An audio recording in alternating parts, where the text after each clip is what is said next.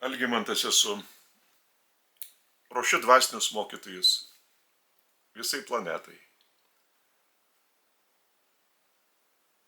Vedu gyvasias pamaldas savo įkurtoje kūrėjo prašymų gyvojoje vienintelėje pasaulyje šventovėje, kurioje nėra nė vieno ritualo. Yra širdies atvėrimas, dvasinės asmenybės atvėrimas pačiam šaltiniui ir centrui, kūrėjui, rojaus trejybėje aš esu. Gaunu iš kūrėjo mokymus, apreiškimus, leidžiu knygas, kūrėjo apreiškimų knygas. Studijuoju įvairius šaltinius. Vienus kažkas rekomenduoja,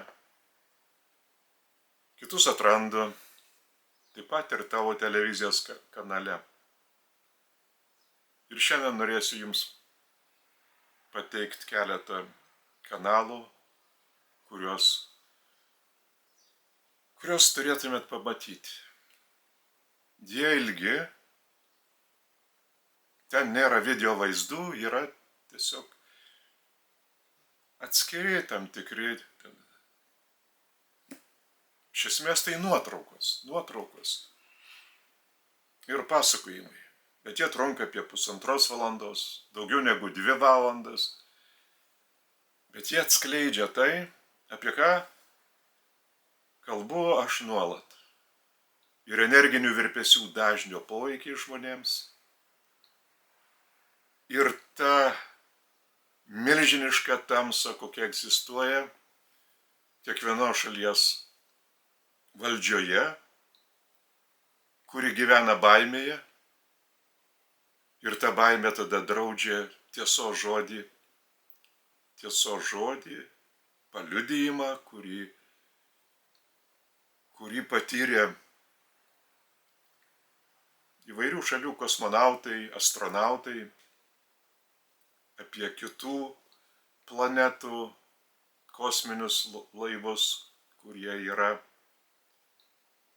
bet draudžia pasakoti. Ir tie draudimai taip pat sukuria milžinišką baimę tų kosmonautų šeimoms, kurios patiria milžiniškų sukrėtimų, dramas.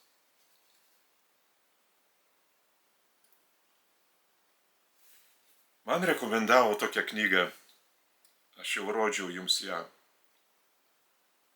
Moralė keitimosi laikais, bendrasis gėris permainų laikais. Jonatano Sakso, žydo, rabino, buvusio Britanijos vyriausiojo rabino. Jį vadina Jonatanas Saksas. Vadina nuostabiu filosofu, teologas, profesorius, vyriausias Britanijos rabinas. Politikas, lordas, daugelių moralės, filosofijos ir teologijos veikalų autorius, radijo ir televizijos laidų apie moralę kūrėjas. Moralė, bendrasis gėris permainų laikais, viena iš paskutiniųjų filosofo knygų. Aš ją labai atidžiai perskaičiau. Ją rekomendavo man podukra. Jei paskui parašiau išsamų paaiškinimą, kokio tai lygio knyga. Aišku, tiems, kurie yra studijavę šitą epochinį apreiškimą, Urantijos knygą, kuris yra sukurtas daug aukštesnė už žmogiškąjį protą ir perteiktas žmonijai, 2097 puslapiai teksto ir dar papildomai 50 puslapių, 2 turiniai. Natūralu, šita knyga yra vaikiška knyga. Tiesiog ta knyga, kuri neverta dėmesio. Tada mąstau Apie šitą knygą niekas nežino. Nu, niekas, tai netiesa. Mesgi žinom ir aš ją rodau, jau jinai čia lietuvių kalba, o buvo apreikšta anglų kalba. Bet kadangi šviesa skinasi kelią labai sunkiai, tiesa neprasiskverbia per melo milžinišką miegamojo užuolaidą, storą užuolaidą. Todėl visi miega dvasioje. Įmygę ir nemato šviesos, nes ta užuolaida nepraleidžia, ji labai stora. Tada tokios knygos apie moralę tam tikra prasme pašviesina. Nežinau, kas ją finansavo, nes čia nėra parašyta, tik tai vertėjos pavardė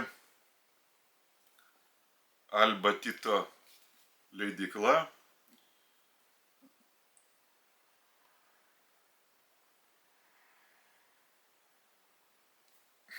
Pasakiau Alba Tito ir iškart perėjo tokia neigiama nuostata šitas leidyklos atžvilgių. Nepatikima leidykla mano samprata. Tito Alba.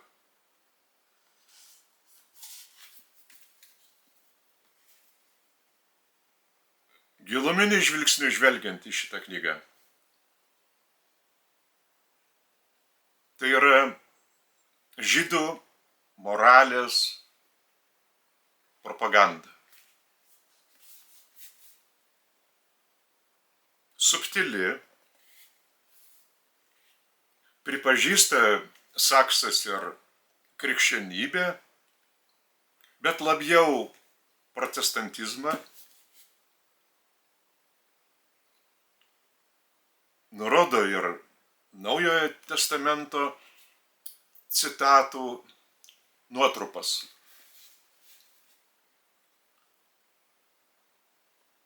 Kur reikia pagrįsti jo teiginius. Jis nenurodo, kad krikščionybė iškelia Jėzų. Naujasis testamentas iškelia Jėzų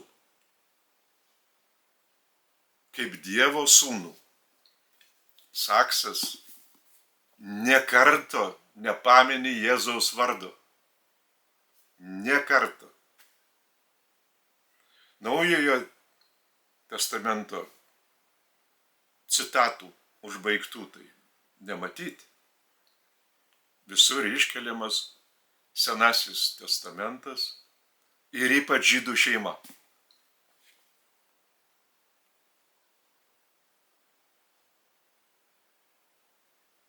Moralė išvis kaip kategorija neegzistuoja be kūrėjo. Kas yra moralė? Tai atitikimas kūrėjo valią. Gyvenimas pagal kūrėjo valią. Saksas taip pat užsimena, kad religija vaidina svarbu vaidmenį.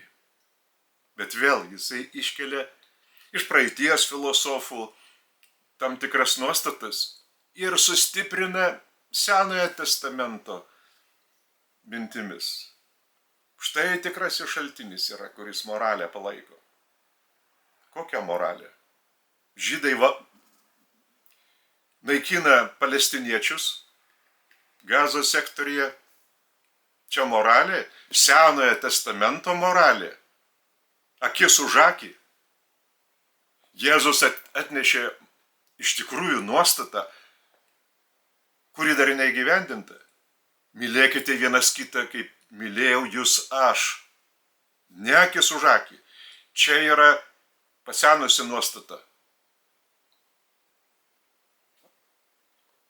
Jisai iškėlė tą šviesulį, kurio reikės siekti. Meilės galia. Mylėti priešą, bet atradusiam kūrėją priešo nebėra. Priešai tai yra, kada nesutampa nuomonės.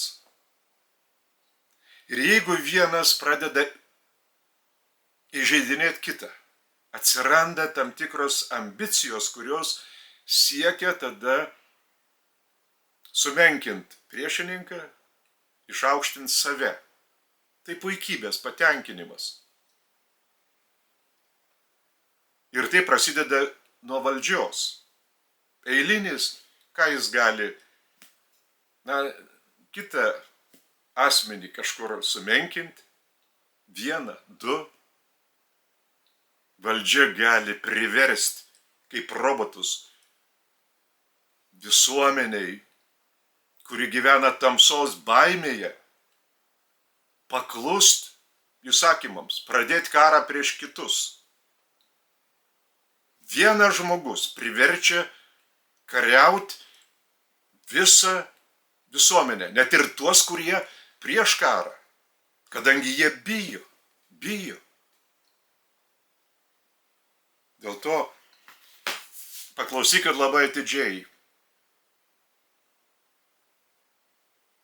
Paskutinis Levitano įrašas.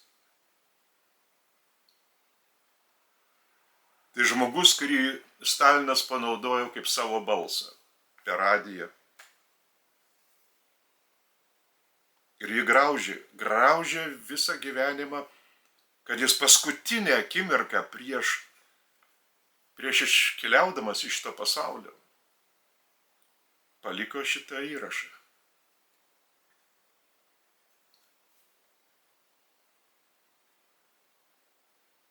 Kanalo pavadinimas Archyvai СССР. ТСРС архивы. Последняя запись Левитана. Взорвала интернет. Kita tema tame pačiame канале. Что СССР скрывал о Луне 50 лет?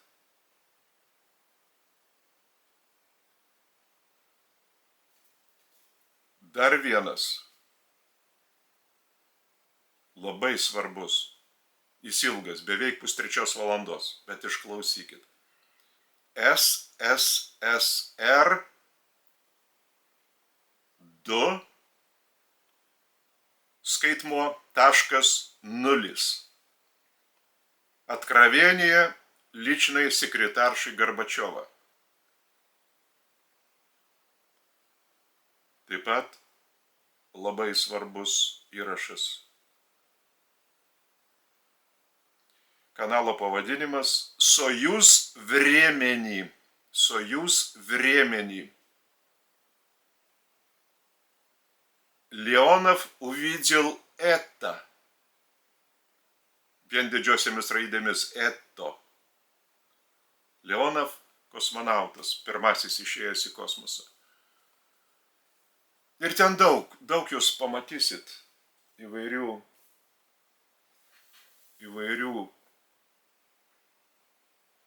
pasakojimų. Bet esmė viena. Valdžios nors susitarė, kad jau nebegalima paneigti kitų civilizacijų ateivių. Ir galima pagarsinti jau palaipsniui. Buvo tas pripažinta. Bet to viskas susibaigė epizodu. Daugiau apie tai nekalbama. Mokslas taip pat nepropaguoja to. Žmonės irgi nesidomi, nepakelia aukščiau į dangų akių.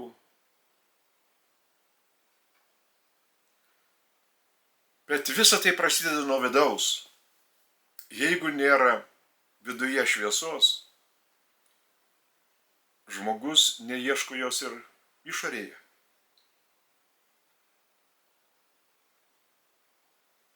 kada yra jau dvasinio mokytojo žodis, kada yra tam tikra suteikiama kryptis, tada visur atradus kūrėją savyje, tu matai kūrėjo pasireiškimą arba priešingai, kūrėjo evoliucinio plano ir jo valios pažeidimą. Tavo žvilgsnis tampa skvarbus, ypač gimus iš dvasios, nuskaidrėja protas ir tada tu matai, koks laukia milžiniškas ir ilgas kelias šviesai prasiskverbti pro milžinišką tamsos skraistę, rūką, tirštą. Tada nematoma nei kryptis, nei koks nors realus suvokimas, ar apskritai yra šviesa šitame rūke, ar visur yra rūkas, ar yra išeitis. Ir tada yra dėmesys sutelkiamas į tai, kas yra asmeniškai patiriama. Šeima, darbas, bet jeigu tai skęsta iliuzijoje, natūralu ir protas yra veikiamas tos iliuzijos, juk virpesiai sklinda iš kiekvieno.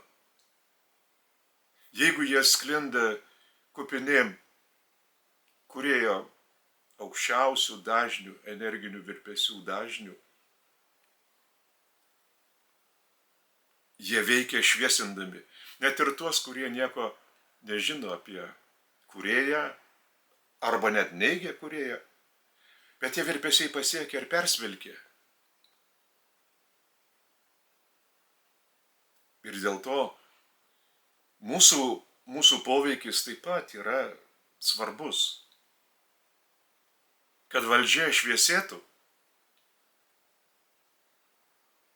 ir nepažeidžiant jų laisvos valios, mes ir kolektyviai garbiname kūrėją, nes tai paties aukščiausio energinio dažnio virpesių galia pasklinda iš mūsų, ypač šventovėje susiejus betarpiškai vienas su kitu ir jaučiant vienas kito petį, fizinė prasme, akis matant, žvilgsnį, bendraujant, ta galia sustiprėja iš kiekvieno, o plus galia dar stiprina, kiek mūsų sueina, pakėlus kvadratu tą skaičių. Todėl tie virpesiai sklinda po visą šalį ir pasaulį kūrinyje. Ir natūralu, net ir tie, kurie maištauja prieš kūrėją, šitie virpesiai atmiešia jų virpesius, kad jų sprendimai nebūtų tokie savanaudiški. Aišku, jie gyvena savo protu, savo sampratom, savo interesais, savo grupių interesais, savo finansininkų interesais, kurie jiems suteikia didžiulius atlygius. Bet vis tiek mūsų aukštesnio energinio dažnio virpesiai, jų žemų virpesių milžinišką tirštumą šiek tiek atmiešia. Atmiešia, kad nors kiek praskėstų.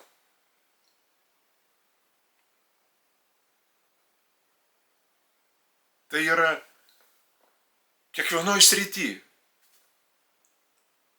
Poveikis yra milžiniškas.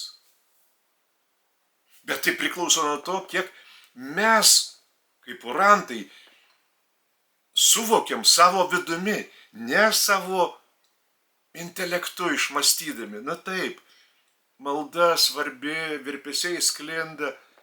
Ne, vidinė būsena, sąmonė savo galia Taip, aš šiandien dar turiu giliau ir nuoširdžiau pasinerti į Kūrėją, atsiduoti jam, jo vedimui, gyventi tuo stipriau, Kūrėjų gyventi, visumos labui. Štai ta sąmonės būsena tada iš mūsų ir paskleidžia daug aukštesnio energinio dažnio virpesius negu virpesiai, kurie tik tai intelektualiu suvokimu yra mūsų patiriami ir tuo pačiu pasklinda iš mūsų. Mes galim kontroliuoti savo virpesių galę tik tai gilesniu pasitikėjimu Kūrėju ir savimi, kuris ateina iš Kūrėjo mums, kad mes patirtume tą abipusį tiltą su Kūrėju per minties derintoją. Ir kuo bus didesnis pasitikėjimas Kūrėju, tuo bus didesnis pasitikėjimas savimi ir tuo bus mūsų veiksmai ryžtingesni. Tuo mes būsime šventovėje akivaizdžiai vienas su kitu, ne per atstumą prisijungę, ne, šventovėje. Tai yra impulsas iš vidaus, nes Kūrėjas veda į visuomeniškumą. Ta išorinė ryšių priemonių sistema nėra visuomeniškumas. Visuomeniškumas yra bendrystė, bendravimas, betarpiškai. Betarpiškai.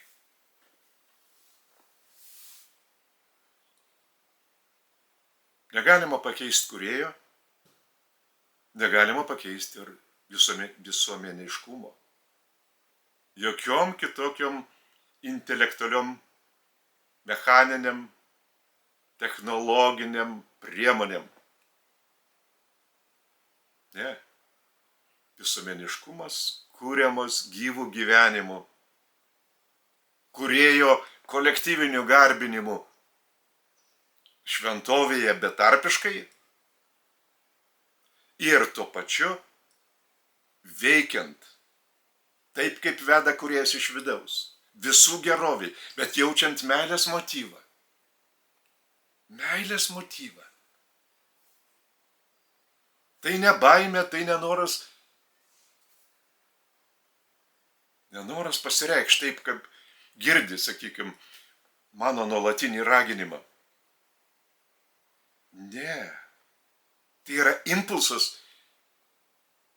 kurį patiri iš vidaus.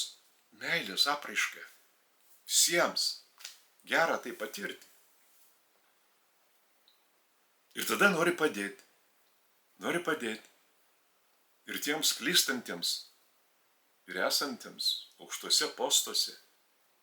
Jie negali elgtis kitaip, nes jų mąstymas yra toks. O baimė dar didesnė. Ir jie nepajėgus kontroliuoti. Kurantai turi Kūrėjo teikiamą šviesą, ramybę. Dėl to jie gali padėti. Pirmiausia savo šaliai, pasauliui, visatai. Padėti. Šeimininkui sūnui Kūrėjai ir jo partneriai dukrai Kūrėjai, Nebadonijai. Padėti rojaus trejybėje aš esu. Padėkit. Nuoširdžiai. Jūs esat Kūrėjo sūnus ir dukras. Urantai.